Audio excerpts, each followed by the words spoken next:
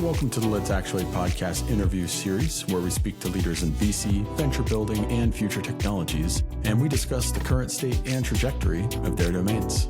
Let's dive in.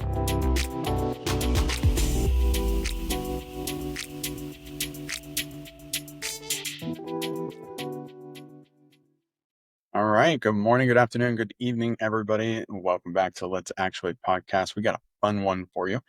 Here with me today is Dermot Mee, who is actually the COO of Singularity University, which a lot of you are familiar with, I'm sure. But for those of you who are not, Singularity University is the leader in educating, inspiring, and empowering leaders to adopt a mindset of future thinking and explore creating breakthroughs powered by exponential technology. So they do some great work, very future thinking in pretty much all the fields that you can consider. But Dermot, thank you for joining us today and having a conversation. Excited to be here, Andrew. So we've been hanging out weekly for a little over a month now. And every time we chat, I learn something new about you. So I'm looking forward to doing that again. But why don't you share a little bit about your history, where this all started, and kind of your journey to where you're at today? Yeah, wow. So grew up in Ireland, grew up farming, very boots on the ground in the trenches childhood. Had a wonderful opportunity, though, in college to study biochemistry and then really move into biotechnology, which was the hot field kind of in the 90s. That really exposed me to very forward-thinking scientists, but also engineers, because a lot of the technology had to be built, right? It didn't exist. Massive 100,000 liter fermentation tanks and purification didn't exist. So I got a little exposure very early to that. Was fortunate to come to the States pretty much straight after college and work in the biotech and pharma industry. Got exposed to robotics, automation, custom software development to integrate systems quite early in my career. And that was when I moved over to the dark side and left my scientific roots. And officially, my scientist friends won't talk to me anymore because I got an MBA. So that was my move into operations. Took those early experiences and helped a couple of startups get their operational systems in place. Then bumped into one of the people I had bought robots from, Rob Nail, who was the CEO at Singularity at the time. And Rob said, look, I've got this crazy bunch of people who want to basically solve all the problems of the world using technology and having entrepreneurs start companies to do it. And I said, that sounds insane. I'm all in. So I joined Singularity 2016. Rob and the founders, Ray Kurzweil and Peter Diamandis, Ray of The Singularity is Near the book, now chief futurist at Google, Peter Diamandis of the X Prize, and basically, replacing the space shuttle and using the prize-based system to drive innovation. So yeah, they had assembled this extraordinary organization to inspire and really empower entrepreneurs using all of the most advanced technologies to start new businesses to solve real problems. Corporates and governments started to realize that we had a very interesting take on innovation. We were moving things much faster than a lot of other organizations, and we were taking on massive challenges. So we created an executive education program, which now has, probably 5,500, 6,000 graduates, but each cohort has usually 20 to 22 countries represented. So very global, but it happens in Silicon Valley, but really brings that mix of what's happening in very interesting places like Ghana or Singapore or even, somewhere in Brazil. So great mix of people. And then that allows us to deal more intimately with leaders in these organizations, go in-house, help them realize that the speed at which the technological innovation is happening is so much faster than they can keep up with, that they have to restructure how they interact with the outside world. So now you start to really change the what I'd call the wall around the company and how it perceives its own operations relative to the rest of the world. And you create these much more porous relationships with entrepreneurs, with incubators, with investors. There's a lot more co-creation, and that is allowing companies to advance a lot faster and frankly stay competitive in their own space. That helps us meet our other mission, which is really to fund and inspire and empower entrepreneurs. So we've almost had this virtuous circle now where the work with the entrepreneurs at the beginning got us involved with the corporates, which has now allowed us to bring that relationship back and actually create these wonderful funding, partnership, and philanthropic relationships in order to drive really cutting edge innovation. My favorite company that came out of the GSP program at SU is Made in Space because they put two 3D printers on the International Space Station. And people were like, why do you want to 3D print in space? That's silly.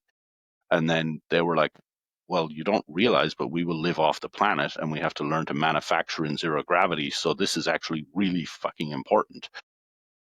And that's why they did it.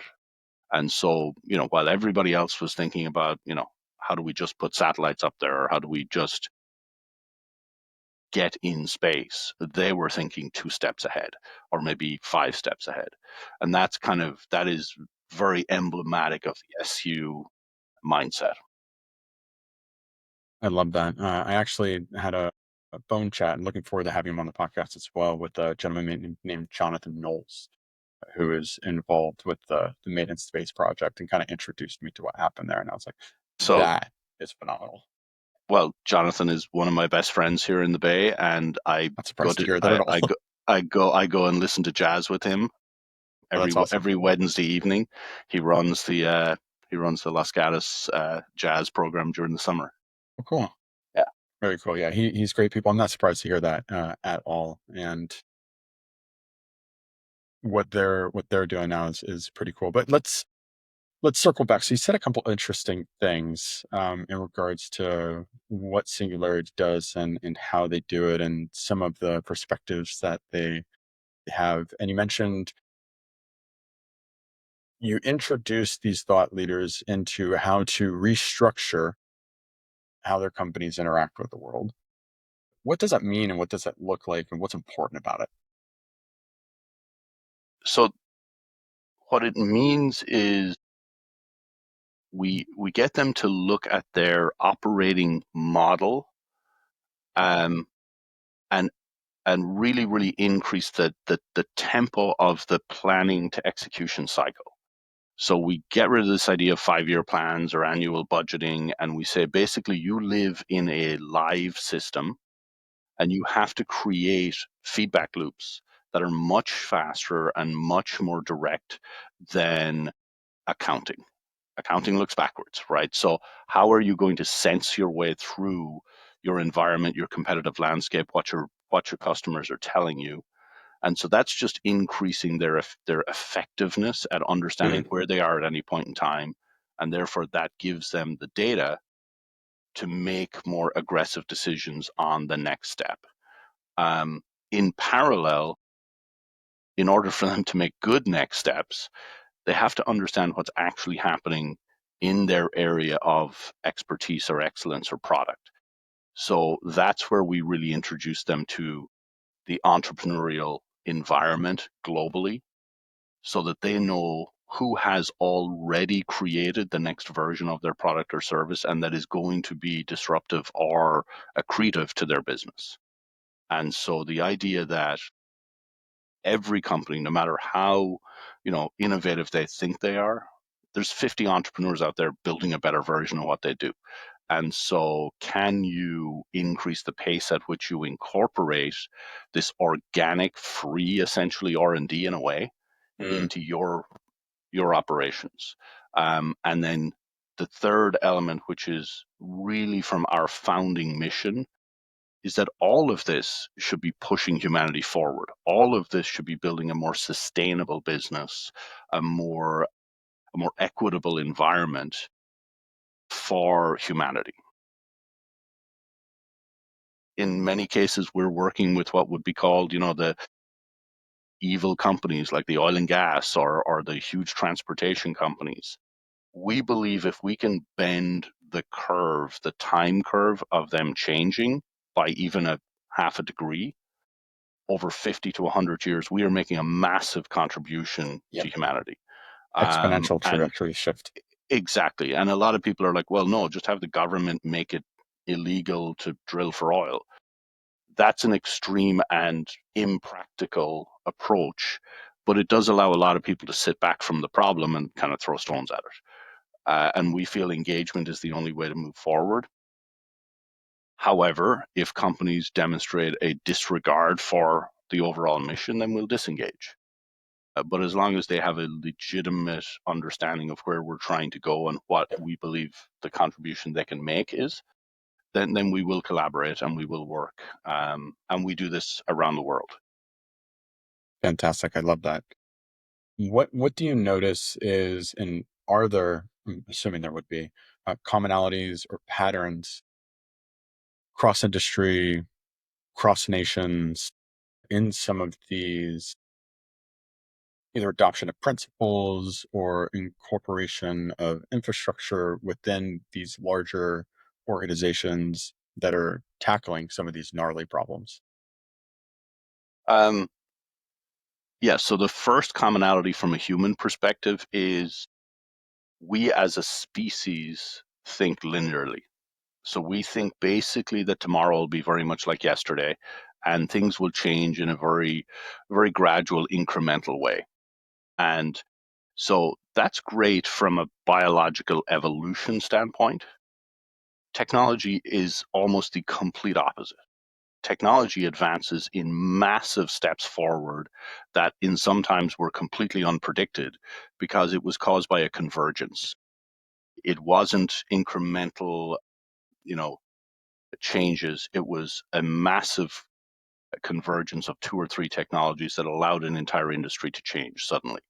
So we really try to emphasize for leaders of these organizations that they have to be looking at where the exponential change is happening. Where is that convergence that is suddenly going to allow compute to drop from, $1 million a compute hour to $100? And so the price performance curve over history of compute has been one of those underlying factors that has changed every single industry. And yet you have lots of people going, oh, no, it's too expensive to do X. And we're like, you're missing the point. The underlying advances of price performance will make it cheaper. And it's actually a very predictable curve that has been going on for the last, 80 to 100 years. So that's the first thing is you have to change how you think about time and change. The second is you have to have contrary opinions in the room. You have to have diverse teams. You have to have people who will argue the different sides of the problem. Otherwise, you tend to solve for a very narrow situation, and you can be quite successful, but those solutions are fragile. They tend to live and die on a one or two core ideas. When you have diverse opinions in the room, you tend to solve for a slightly wider use case, and you also tend to build a slightly more robust approach, which in pursuing massive change, which is what we desire, that's what you have to do. Nothing goes in a straight line. And so thinking a little less about the narrow and a little more about the broad is very, very important. And then also fostering true edge innovation. So really understanding that you as the company or as the investor should not impose your predispositions about the industry, the product, the sector on the entrepreneur. You are giving them the money because you believe they have something innovative and different to bring to the problem, and therefore, while not necessarily allowing them to be ridiculously irresponsible, you do have to allow them to pursue the innovative avenues that they're looking at. And that's a new and sometimes difficult conversation, definitely for corporates and even for investors sometimes, because they come in with potentially years of success in business and they want to impose those principles on the entrepreneur, when the entrepreneur is basically saying, no, I'm going to solve this problem from a completely different perspective. And so actually your principles are limiting innovation in this space. And so that's a it's important to have a real open and honest dialogue at that point, and for the investor or the corporate to understand the principles under which this entrepreneur is solving the problem. And hopefully there's enough intellectual curiosity there that they will say, wow, I hadn't thought of it that way. Yeah, go Yeah. for it. Take another 3 months, take another 500,000 or whatever, or a million or 2 million, to pursue that avenue, because that is new. Yeah, so those are a couple of the items that I think are crucial and that we spend a lot of time challenging essentially people's current view of the world in order for them to facilitate and then drive innovation. I've kind of questioned. So, what about there was something that came to mind when you're sharing that, right? And there's a concept of trying to be helpful but over helping and just impeding on progress or just prohibiting it altogether. Um, would be a healthy way to approach that for individuals that do have principles and perspectives that could still be worth considering and might add an interesting infusion in a productive way to some of these initiatives, and even thought leaders or experts that are getting involved in some of these projects. And again, they want to be helpful, but how might they go about that in a more contributive way? Yeah, I think um, understanding the conversation you're having is probably the most important thing, which is, are we here to talk about the specifics of my plan and how I'm going to use your capital? Or are we here to talk about intellectual sharing of ideas that is going to make my plan better? And so there tends to be a lot of mixing of those two conversations where, somebody's got a deck and they've got a roadmap, and then suddenly the people who want to help start delving in and tearing it apart in the middle of the conversation, which can be quite demoralizing to the entrepreneur or the CEO founder. I think allowing that conversation to happen and then maybe taking a step back or a break and saying, okay, now here's three things about your roadmap that we'd like to discuss, and taking it into a separate, kind of more open conversation. The CEO's mindset has now shifted from, I have to impress these guys and make sure that they know I'm spending their money properly, to they're now coming into my sphere of intellectual conversation, curiosity, building, challenging my ideas. And so, how the conversation happens is actually the most important thing, and allows it to be open, and for those nuggets of amazing value that comes from experience, frankly, to be transferred to the energetic, almost dogmatic, brilliant founder. But the atmosphere is actually quite crucial for that sharing to happen. Doesn't surprise me one bit, because even in enterprise, one of the biggest arts to effective facilitation, collaboration on a complex problem space or an initiative and moving things forward is creating that, I don't want to say safe space, clearly defined space for people to come together in a particular way, and just being really intentional on what the intended outcome is so that you can create a foundation for that dynamic to occur. Yeah, and I think people, that's an interesting use. It's an interesting term, safe space, because some people feel that defines me in a power situation, allowing other people to say things that are uncomfortable. And it's almost, I'm not sure what the word is, but it really it's patriarchal almost. Like, Mm, I'm so nice to make this little space for you to say things that are yeah, uncomfortable. interesting. That's not how I would define it at all. Yeah, I yeah, yeah. believe that you have to you have to, as much as possible, adjust the power dynamic to say we are going to have a conversation where we are going to air opinions that will be different, and we are going to then digest those differences in order to get the most value out of this conversation.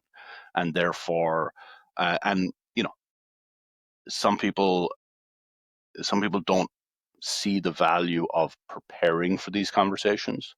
So I think about the physical environment. I think about the time of day. I think about the layout of the room. I think about the general atmosphere. And I don't go around asking everybody about that. As if I am the curator of the conversation, I make all of that seamless and invisible to the participants, but I make every effort to construct it so that it is as leveling and as collaborative as possible, so that those people who may feel uncomfortable entering the conversation because of the just natural power dynamic between the players have felt that this is at least as comfortable as possible, and that they are being openly incentivized to bring up contradictory points and to argue their position as kind of openly as possible. It's one of the hardest things to do. That's Oh, phenomenal. yeah, yeah. It's but when it's done well, I have seen junior lab technicians make massive contributions and save hundreds of thousands of dollars on projects because they're like, well, have you thought of it this way? And people are like, oh, no, no, no. And they're like, well, I live this every day, and I think you should look at it this way. And like I'll give you a really good example. In one situation, the facilitator at the time said, well, let's all go in the lab. And we literally took 8 people out of a conference room, walked down the hall, went in the lab, and the technician said, well, look. And we were like, oh, shit. Yeah, that's a really difficult physical position to put somebody in if they're going to be working. Yeah, let's just change that. Um, and it was, again, the environment had been set up for a very productive meeting. It wasn't like the lab leader talking for 45 minutes and then saying, do you have questions? It was, here's what we're here to solve. We think all of you have an equal valuable contribution. And, Denise, what do you think? And, it was a brilliant contribution and changed the direction of the project. I love that. And there's kind of this thread that you've spoken about directly and is surfacing and arising in different forms throughout some of the things that you're talking about. And that's kind of this embodiment and imbuement of principles and philosophies. What would you say is, and I understand like each one of these like engagements or each one of these spaces are going to have their own curation of this, but what would you say are the foundationals, like some of the foundational principles and philosophies that you carry that are conducive to creating environments like that are conducive to supporting innovation, that are conducive to moving the ball forward in the advancement of humanity, things like that. So I think over the years, what I've learned, people absorb much more of what you do and much less of what you say. So I have a couple of behaviors that really annoy people, and I understand them, and I apologize for them, and I try to explain that me potentially being serially late to meetings is not my disrespect of their time, and that's how many people think of it. I am so invested in every conversation I have that I almost can't drag myself out of really productive, really valuable conversations to get to the next meeting. And so I'm very intentional in my work environment to let people know that my lack of adherence to time is not a I don't give a shit about the people I'm meeting with. It's actually the result of my massive value of people's time and engagement. And therefore, yes, occasionally I will allow someone to talk and I will continue a conversation maybe a little longer. So one of the principles for me is just be very self-aware of how your behaviors impact the environment. And it doesn't matter what you say. As a species, language developed relatively late. And so while it is massively valuable, our existence as a species, our survival was dependent on actually learning from observing. So what do the people who survive in my tribe do? What foods do they eat? What people do they associate with? How do they survive? So while language is wonderful, as humans, we are actually much more attuned to what people actually do. So that's one of the key principles is just be aware of your behaviors, positive, negative, just be aware of them and understand that they are what influence people's desire to interact with you much more than what you say. Yeah, the other one is, and this is very difficult, but balancing collaboration with accountability. It's wonderful to speak about, we should all share and we should all be helping each other, but ultimately work is done by people and by individuals. And so understanding that we as individuals are not always willing to say that we're in trouble or that something isn't going well. Ego tends to drive a lot of, lack of transparency and therefore accountability that comes at the end of a problem when you've failed per se tends to be quite harsh. And so trying to figure out, can you build in more of an ongoing accountability, which is, you know, we're all working on something, we all have tasks that we have to get done. How can you allow people to put their hand up sooner in the process to say, I need help?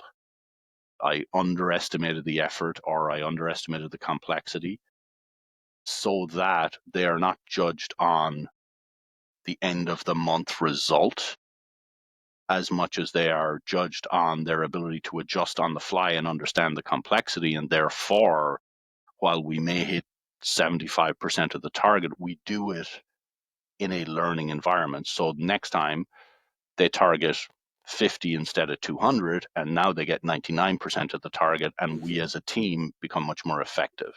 So it's it's figuring out how to get true accountability into the conversation, because all of these things get achieved by day to day, week to week incremental tasks getting executed. Um, yeah, so that's the other one that, and I've again, I've had some, I think, wonderful successes, and I've had some terrible failures. I mean, where I got fixated on the end of quarter number and didn't listen maybe as well to the signals. Um, and so I think it's just really important to have an accountability process that works for your team. And I'm not dictating what it should be, but I think you need to figure a process out that works for you and that allows you to incrementally get better. Phenomenal. And I think the two themes that are silent there um, are like self reflectiveness and honesty in that, right? And situational awareness as well, and the actual conscious, deliberate flexing and practice of those muscles. I've seen come up as a theme in many conversations that we've been having. with people in the innovation space, people in the venture building space, and that are on the precipice of trying to move us forward or attacking really complex scenarios. Very cool. Thank you. And something else I know that we've spoken about that you've been doing lately as well, and you've found a passion for, and this kind of transitions into the things that we're talking about, is this mentorship and development of people. What about that has drawn you in and is meaningful to you? Um, I think the most exciting part about it is that studying history and seeing where organizations have maybe failed or individuals have not reached their full potential.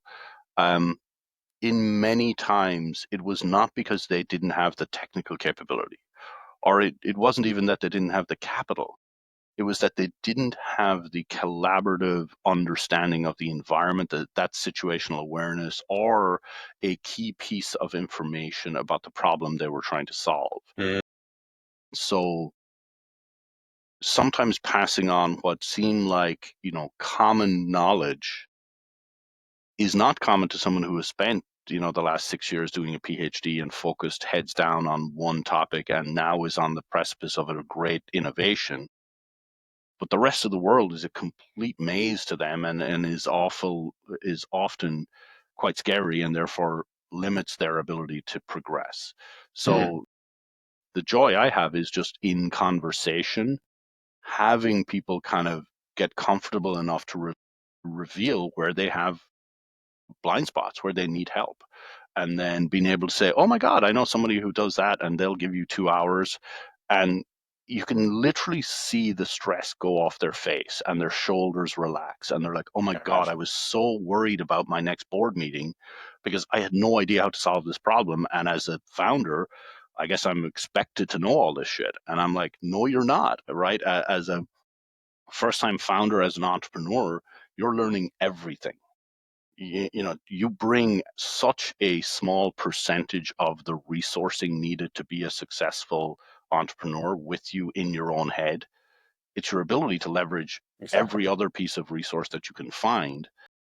Yeah, and so the fun part for me is just sometimes from my own experience, I can literally say, look, I've done this.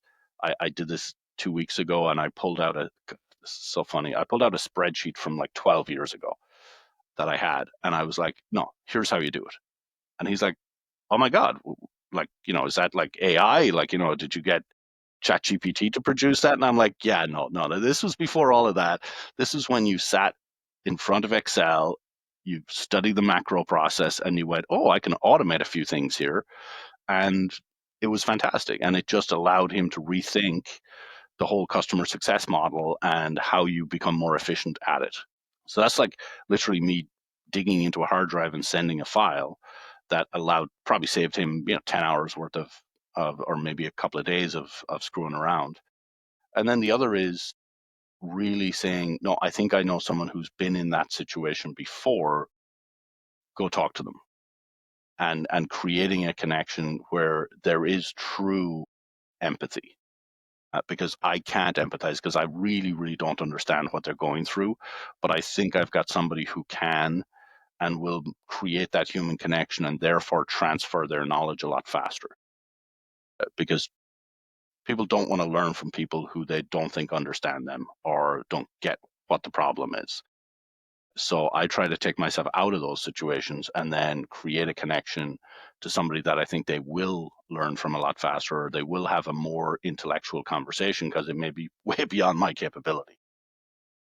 Yeah, and we find that same passion in being dot connectors ourselves is one thing, but just at least knowing person, an entity, a resource, a direction that you can point someone that could be very helpful is really, really fulfilling. And one of the things that we've kind of focused on as well And it's great to see that in action and doing it organically for the purpose of helping, as opposed to like just building a community around a particular topic, because that's what you do, is build communities and then understand the problems and then go solve them. It's much deeper than that, as opposed to like the superficial reasoning that we're starting to see pop up. It's still a good approach, but Mhm. there's deeply rooted, genuinely authentic relationships that are built that organically evolve into a network of resources, or this community aspect is a really powerful thing.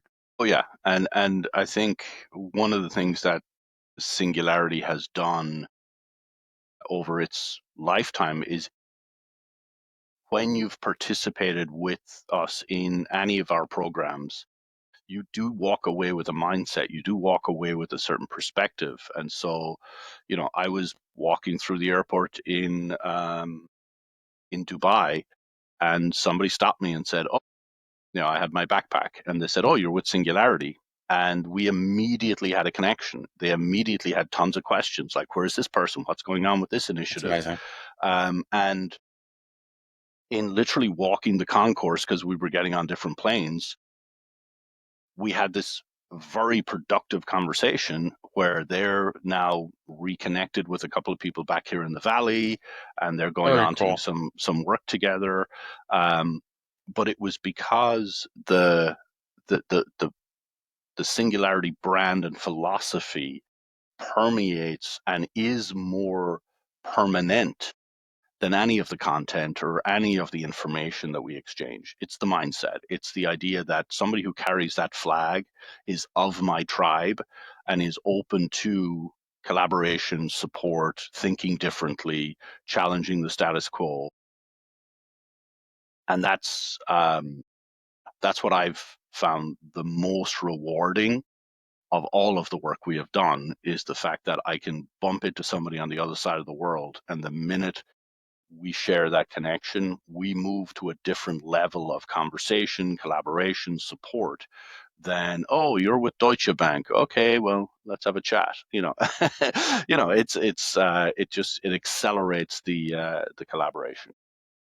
Yeah, it reminds me of a scene in a movie that I've seen. I'm not sure if you've seen this one, called Waking Life, where animated character, it's really philosophical and phenomenal, but there's two characters passing on a stairway, and one turns around and she's like, "Hey, how are you? I just wanted to take a moment to just engage with you, because so often we're moving through this world like ants that are just bumping our antennas off of one another and passing by and never really taking a moment to notice."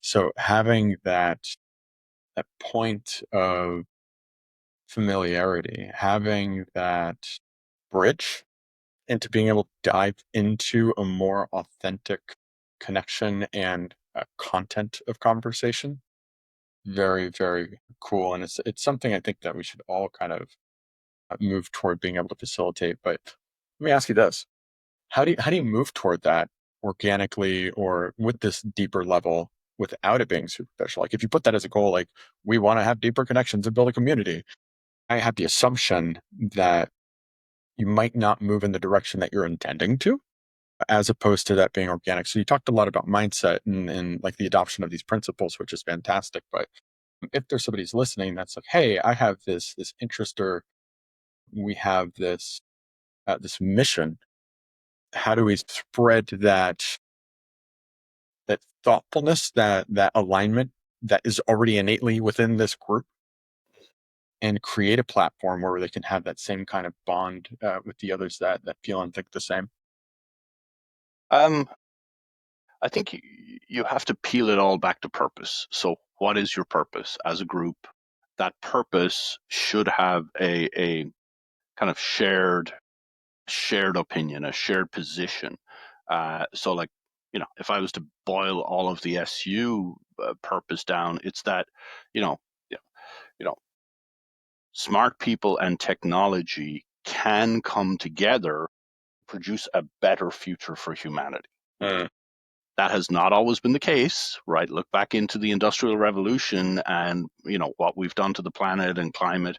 But we believe that in parallel, technology has also increased the life expectancy of humanity, has also created clean water in cities and advances that, literacy that never would have happened without technology. So on balance, there's a principle that we believe that if you position these problems to really smart people and allow them to leverage technology, you will create a better future. So it all starts there. And then you come down to, great, well, now we have this almost unlimited sphere of opportunity. What do you enjoy working on? What are the problems that motivate you? What are the skills that you bring to the table?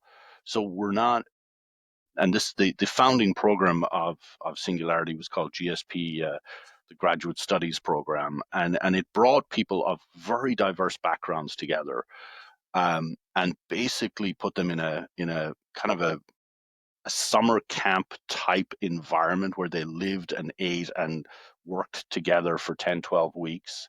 Hmm. Brought in thought leaders, problem solvers, customers with problems. But the genius of it was that you could have, coming out of that program, somebody who came in with a social media marketing background start a biotech company. And it's one of my favorite companies that came out of GSP. It was called Base Pause. Anna Skaya was the CEO, and she literally went into that program with passion, talent, very, very smart person, but came out of it on a mission to build this company that was related to a technology solution that she had really no experience with.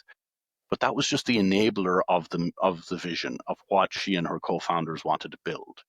And so it's that openness to solving problems without necessarily having to say, well, you're in this box and I'm in this box, so how can we possibly build a company together? And really understanding that it's a shared purpose, it's a shared longer term vision that allows us to break down those relatively artificial barriers between us. Wonderful. So this is done through the organization. It's a very vast community, which is phenomenal. But you're also kind of trying to do this for yourself, right? And there's been a couple of instances that you're looking into creating microcosms Mhm. of this kind of environment for your own personal network and mission. What are some of your hopes and goals with what some of the things are that you're working on?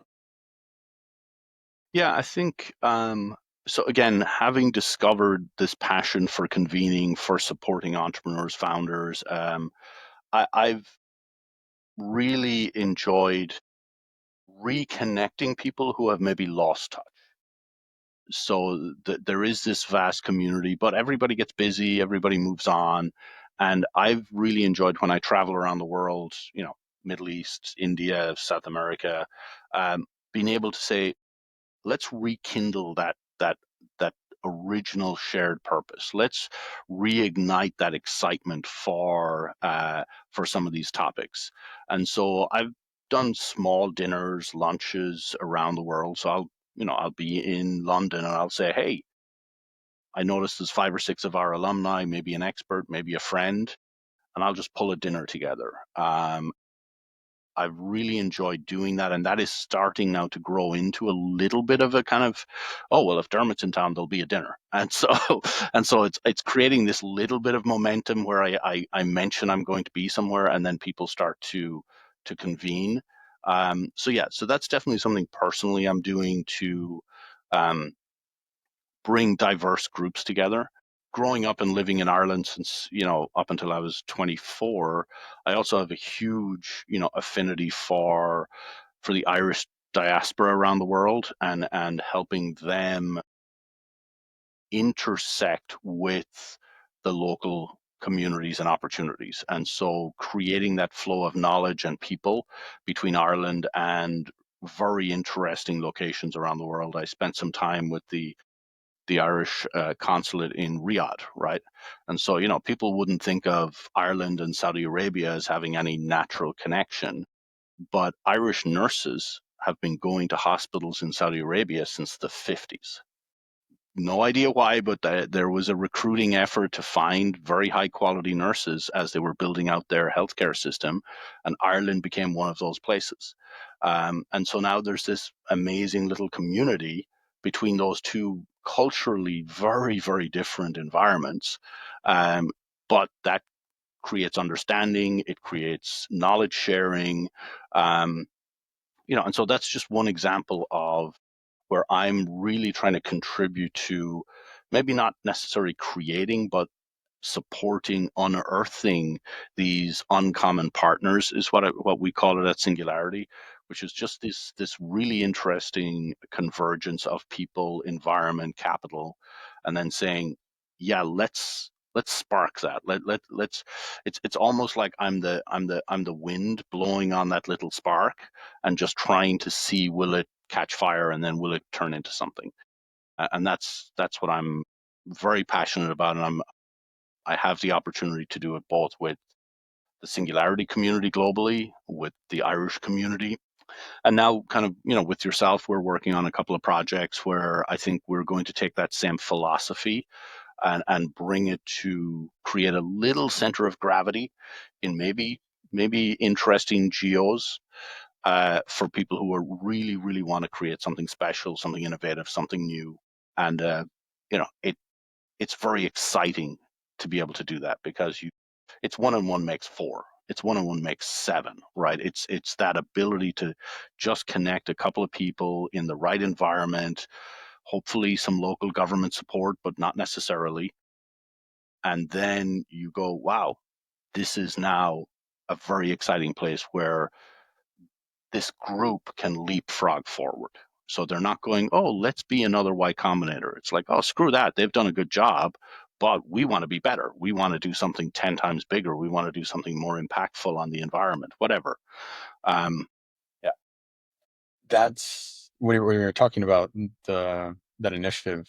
It reminded me of one of the first things that you were speaking of at the beginning of this chat, that you got really good at, and you make it seamless for the participants involved, that are coming together to share contrarian perspectives for the purpose of cultivating impactful outcomes. And the considerations you make are of the space, the environment, the time of day, and everything like that. And my brain matched that concept with just a wider, like a higher level scale. It's almost like you're doing that same thing in working your magic just on local geographies with the surrounding communities and the surrounding companies and the governments and the universities and everything like that. yeah, I mean, there's scientists are now starting to unearth a layer of communication within the biological sphere that we don't quite yet have good measurement techniques for. So you're finding that there are mycelia fungus that are the convening information channel between different plant species. Hmm. So like there's this whole communication knowledge sharing in the earth between different environments that we are only just now starting to understand. And so Wild.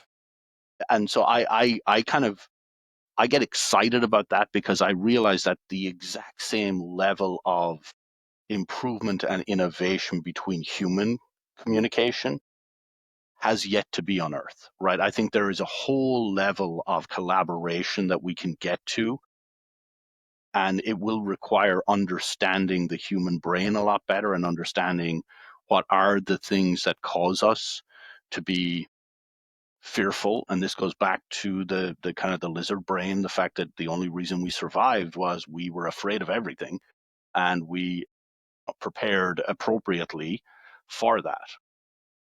now in the modern environment, surrounded by all of this technology, we have to kind of create a little space between what our brain subconsciously and instantly creates as the situation we're in to our understanding of the situation we're in, and therefore how we want to pursue and be in that situation. And so, back to the topic you just talked about, when you walk into a room, your your lizard brain is instantly trying to figure out who is the alpha in the room, where is the safest place to be, what behavior will allow me to survive this encounter. And so if you know that that's how your body is physically going to react and that's how your brain is physically going to react when you're going into a slightly uncomfortable environment, you have to create that separation intellectually before you walk in. You have to breathe. You have to say, look, this is going to be a little awkward. This is going to be uncomfortable. I'm going to be fearful of some of the people in this room because they're more superior and they have power over me. And it's going to be a difficult situation for me to express my true opinions. But if you walk through that exercise in advance,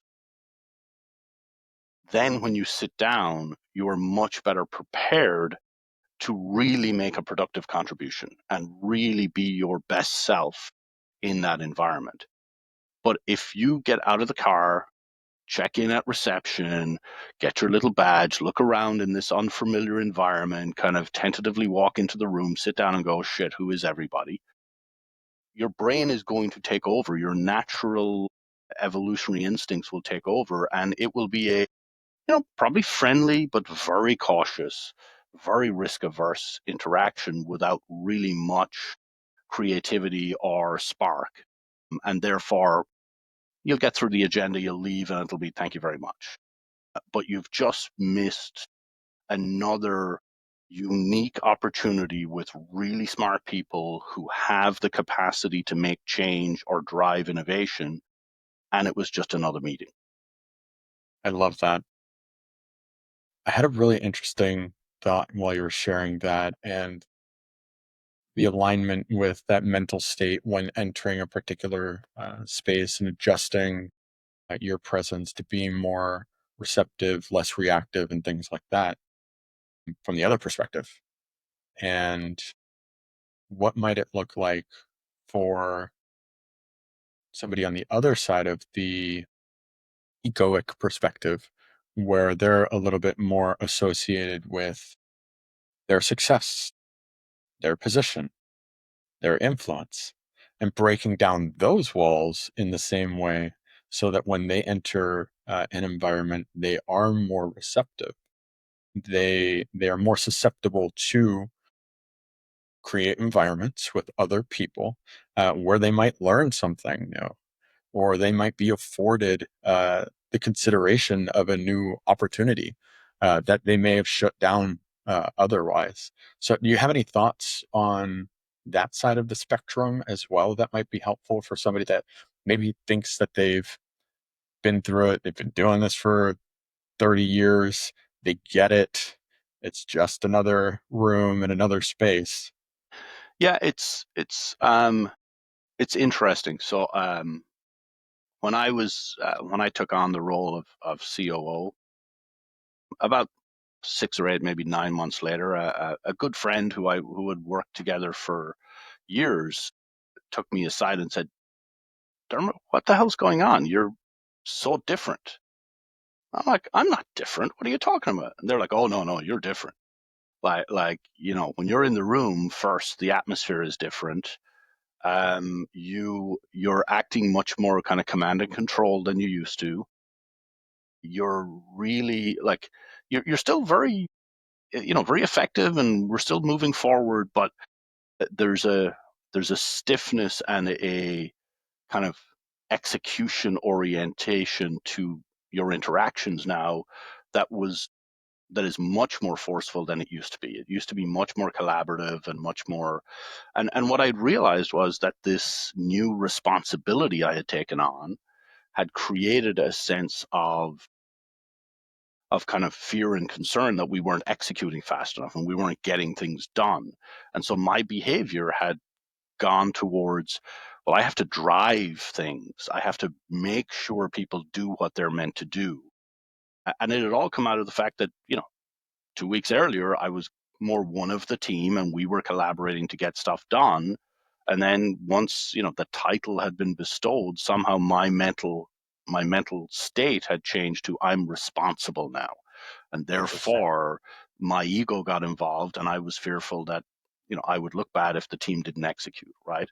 And so that conversation, I don't know if it completely changed how I operated, but it had a significant influence in me moving back towards setting the frame of what we're trying to get done, but then stepping out a little bit more and saying, look, we have to get this done. How can I support and facilitate your success more than, well, that didn't get done. Why? Let's solve that problem. There's a problem because something didn't get done. And you get into this kind of, let's dig in and fix it, as opposed to, okay, do we understand what the problem is? What do you think is the problem? Because I've got my opinion, but you're actually in the trenches. And then how are you going to help solve this with my support or with me getting the fuck out of the way, uh, whichever is the better option. And so yeah, that was a huge learning curve. So I think to leaders who have that power dynamic difference in the room, you just need to be aware of it. You need to have trusted advisors who will be willing to tell you when your mode of operation has changed. Um, Or needs to change. yeah, yeah, and then yeah, and then I think try to be intentional, which is what room am I going into, right? If you're going into a situation where it's a negotiation and it's a third party that you have to extract a win-win, but you have to extract it. It doesn't just happen. then you create that environment to be as productive as possible. Whereas if you're going in to solve a problem that you don't have the solution to, then you have to give as much oxygen to everybody else in the room and, don't sit at the head of the table, right? Simple things. Sit halfway down the table in the middle of the group and say as little as possible until you can help direct the conversation to whatever the outcome is for that hour or that 2 hour session, but allow it to be as organic and as productive as possible, right? So these are all, they sound so silly, but literally, where you sit and how you open the conversation sets the tone for the next hour. And so be as intentional if you want it to be collaborative and supportive and really getting to root cause, then say as little as possible and get the people who are actually involved to own the conversation. Yeah. A couple interesting things that I observed there is even in the position that you were in when you were reflecting on noticing the shift, you were coming from a place of wanting to be helpful. So, to our earlier point, maybe over helping or having adverse Yeah. effects, trying to be helpful. And then the other thing is you were reflexive in your response instead of self aware and deliberate with the environment that you were in and how you were responding to it. It's interesting. Yeah. No, no, no. It's been an extraordinarily wonderful experience, and a growth experience to have gone through this. On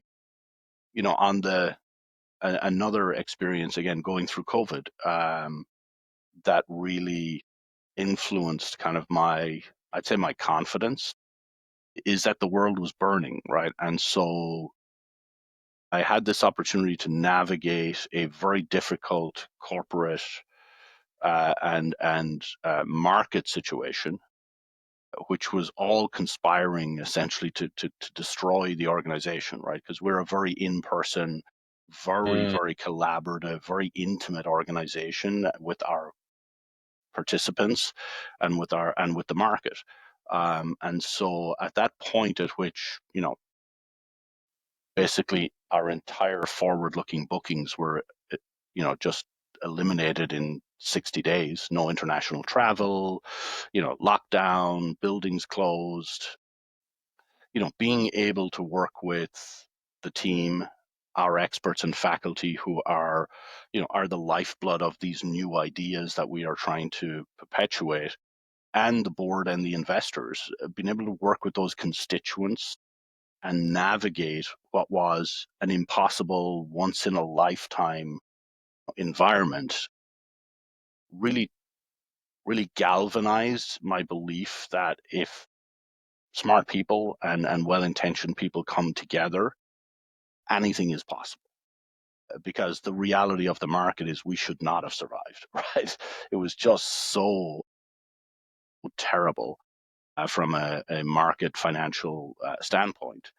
But with the investment, and this is not financial, with the emotional, with the collaborative investment of our experts, of our community, of our team, and the financial investment of our investors, we were able to carry this lifeless body of a company through this. Like it was really like seeing the light and saying no, not yet experience. But it wasn't because somebody just wrote a check. It was because everybody involved who believed that this institution should exist made a contribution. And so, having lived through that, I have an immense belief in the capacity of people to solve massive problems without having a personal financial incentive. And that's where you can create massive change. Being very clear and deliberate on what your intended outcome is and rallying together multiple people and perspectives to solving the problems to get there is a very common theme out in the world, an art form to cultivate. So it's been really cool to hear the different scenarios in which you've been able to facilitate that, or be a part of that facilitation in general. Yeah, I mean, again, just overall theme is I'm blessed, right? That's the only way to describe it, right? Both professionally and personally, but to have an opportunity to work with such an extraordinary spectrum of humanity, right, all over the world, and to watch the creation of whole new industries and hopefully industries that will be truly sustainable, that will have a positive impact on humanity. Yeah, I mean, we should never underestimate or we should never take for granted how fortunate we are. And that, all of this is what we should be thinking about as how do we uplift everyone?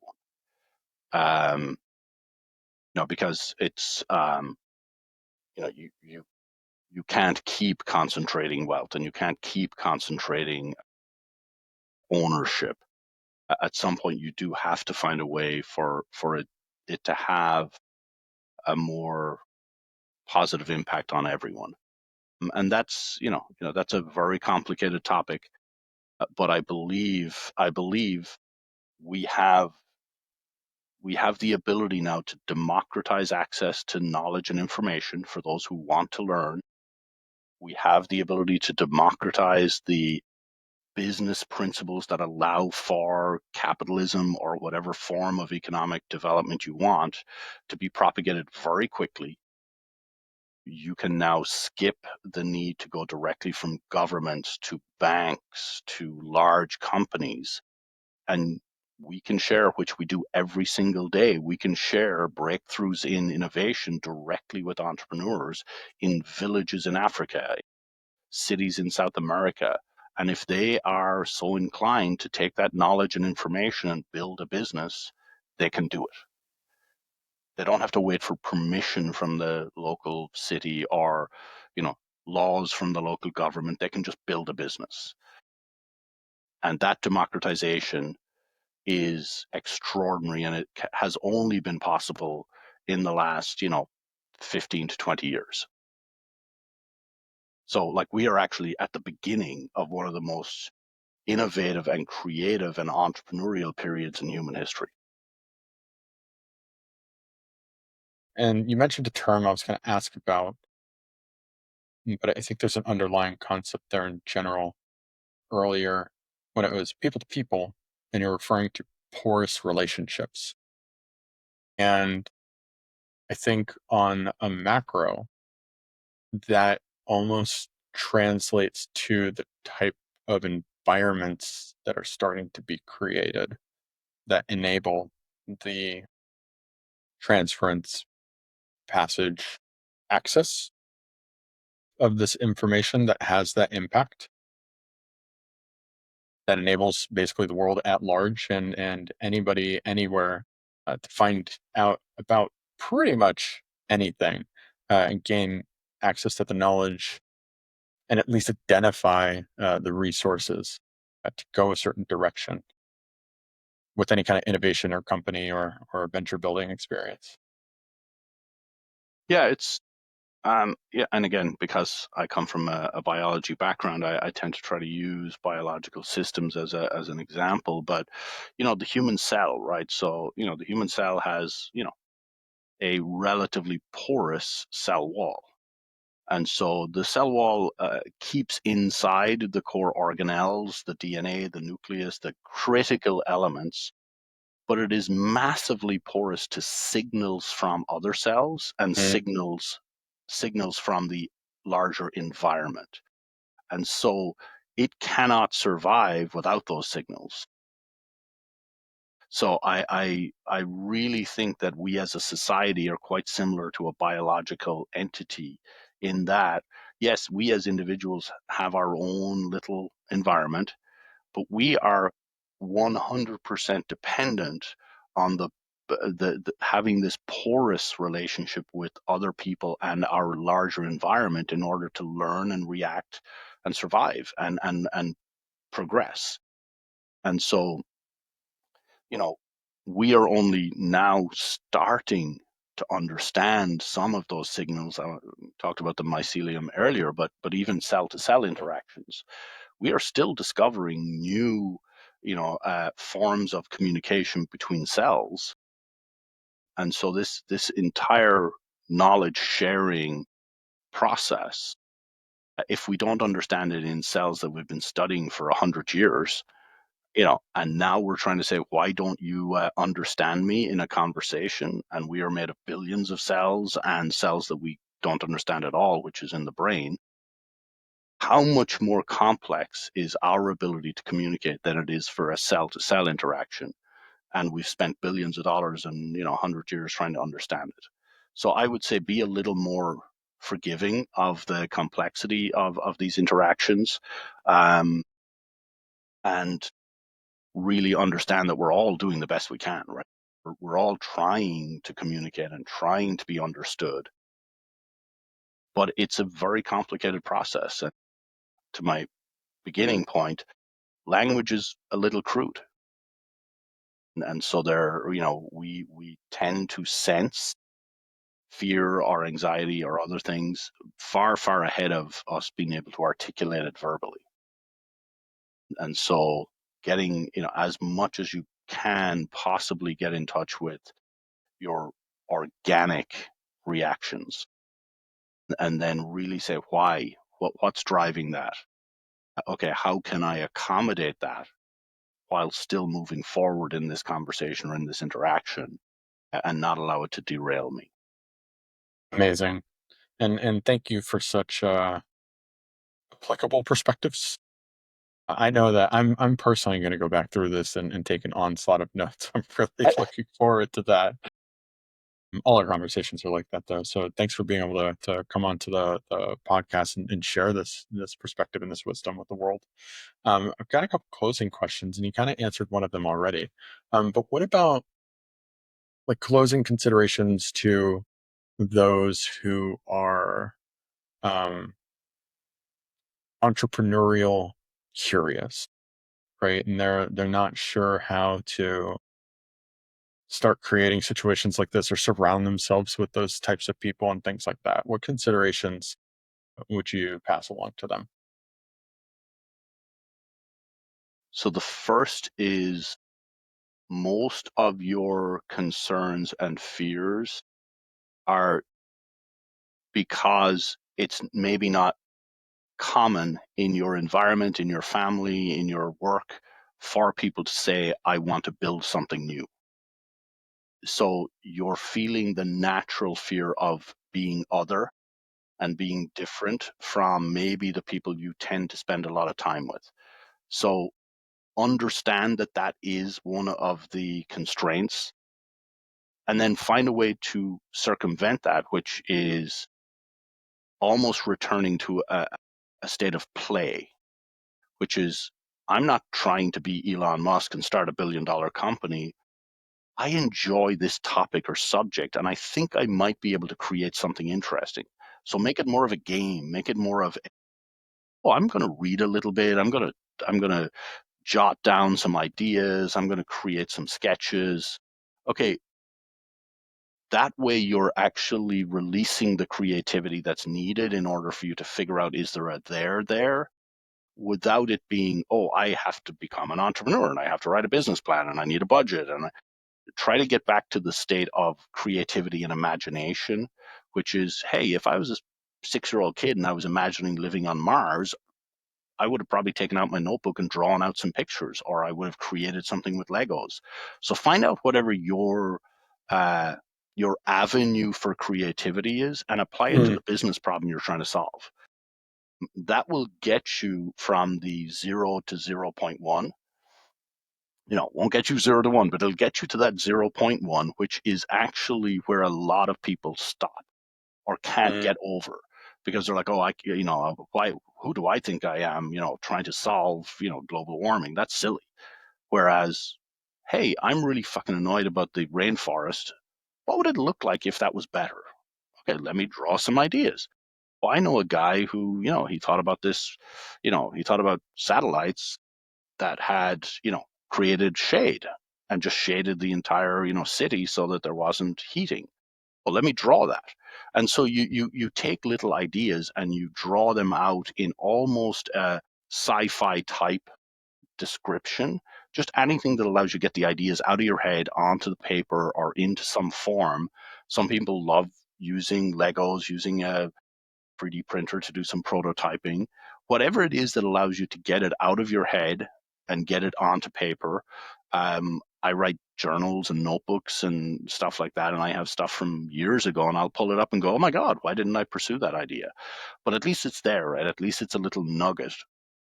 So yeah, so that would be the first thing, is understand that your fear is probably just coming from the environment that you grew up in, and how people think about crazy inventors. And second, you will make no progress until you make progress.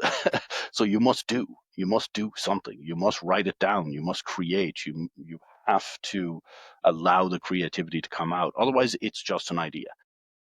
And you know, as Gary Vee would say, ideas are shit. Everything is about execution, right? So you have to do something. Yeah, but those would be the two things: is understand yourself and why you may be fearful, and two, find any avenue, Legos, putty, finger painting. It doesn't matter what it is, just find a way to get it into some tangible form so that you can look at it and then kind of walk around it and say, oh, no, I should do it differently. And then you start to iterate and then you start to collaborate. Very cool. I love that. Thank you. And then, what might a closing consideration be for investors that are maybe even, and I think this might be a good one, interested in some of these, what's the term, exponential technologies, these very future thinking markets, but might not have the familiarity? So understand and be true to your investment thesis.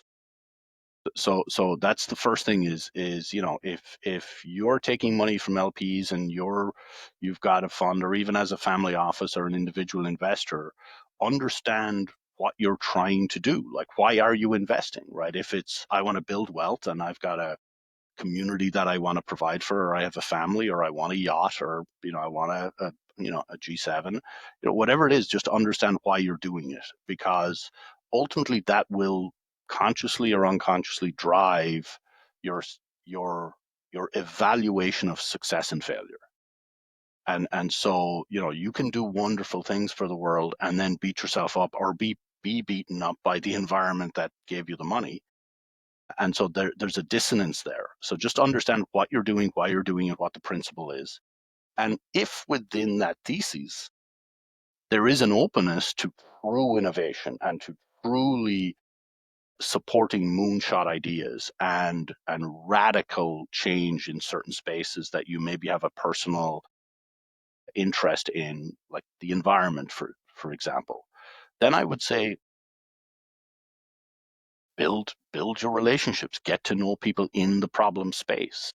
If you can go to the physical environment that you're thinking about, some people are, I'm really concerned about coral reefs in the ocean. Then go spend time with the local fishermen, go spend time with the local environmental groups that are studying it, figure out what their challenges are. Because sometimes it's not about you solving the big problem, it's about you facilitating a 5G connection on an island in the middle of the Atlantic. And that is what will bring the most impact to that environmental Mm, issue. And then you can invest potentially in remote connectivity for environmental groups, and it might be a massive business opportunity. So I would walk the road slowly, get knowledge of the problem space, meet as many smart, motivated, driven people as you can, meet people who are not trying to drive economic value out of solving this problem. They're just trying to solve the problem, because they will be the ones who have the purest understanding of it. And combine that with really smart people from a technology, drone, whatever standpoint.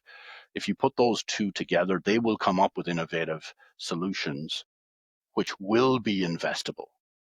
So the key is, the person who is passionately and diligently in the trenches trying to solve the problem may not understand the economic opportunity, but if you combine them with somebody who can create some technological solution, that then is reproducible in all of the other problem statements around the world of a similar type. And so your business opportunity comes from the ability to go from the specific to the general, to go from the one case to, oh my God, there's 50 more of them, there's 100 more of them.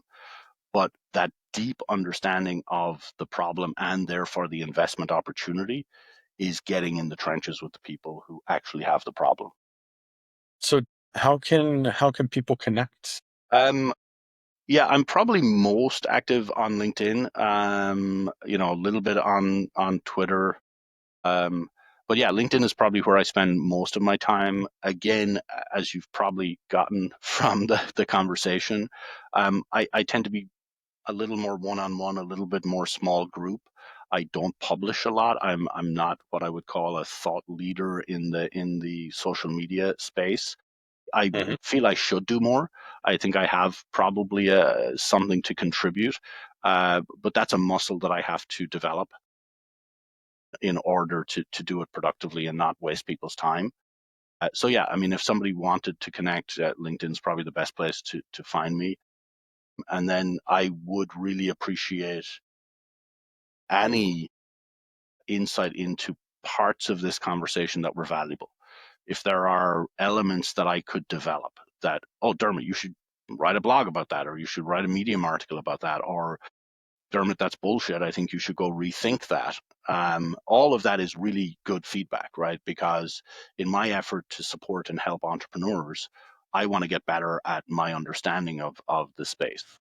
Wonderful closing thoughts. And same on my behalf to everybody listening as well. And as these things progress, please consider an open channel of communication with me and with us for that same kind of external feedback source. That was brilliant.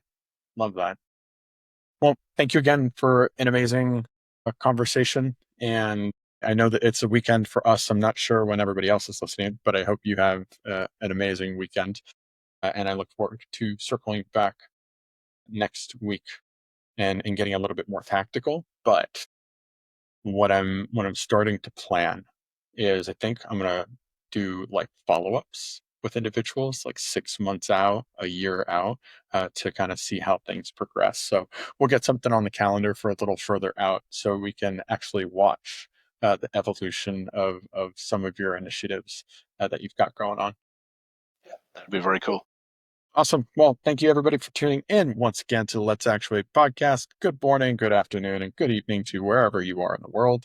And hope you have a great one. Peace.